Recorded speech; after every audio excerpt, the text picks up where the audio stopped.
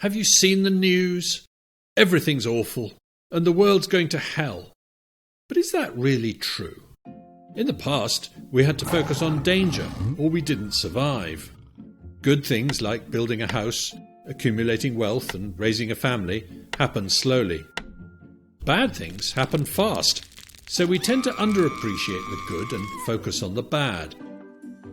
To help balance our negativity bias, here are 10 global trends we think every smart person should know. For thousands of years, our lives were nasty, brutish, and short. More recently, rulers started to become more accountable, and equality before the law improved. The world grew freer, leading to more innovation, technological improvement, and the great enrichment.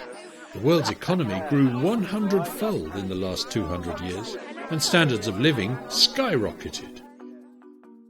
As freedom, innovation, and prosperity spread, poverty declined at an accelerating pace.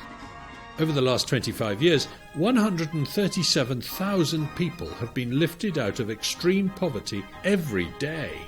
Think about that. Yet most people still wrongly believe that poverty is increasing. The population increased in tandem with our growing prosperity, rising from 1 billion in 1800 to 7.8 billion today.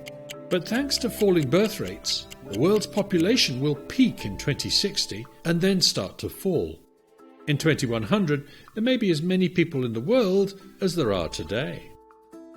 You might think all those extra people would make resources more expensive, but in fact resources tend to become more abundant as technology improves. Today, we no longer light our homes with candles made from whale fat. Instead, we use electricity. Getting enough food was a daily struggle for our ancestors, but today, thanks primarily to more scientific farming methods, most of the world has a food surplus. Now we have the opposite problem. We eat too much, but that's a better problem to have, right? Higher agricultural productivity means we can return more land to nature. Between 1982 and 2016, the global tree canopy increased by the size of Alaska and Montana combined. The biggest gains were in Europe and the United States. Put simply, as people get richer, they care more about the environment. The rapid rise in urbanization is good for us and the planet. Cities are the engines of progress, ideas, innovations, culture, and better paid work.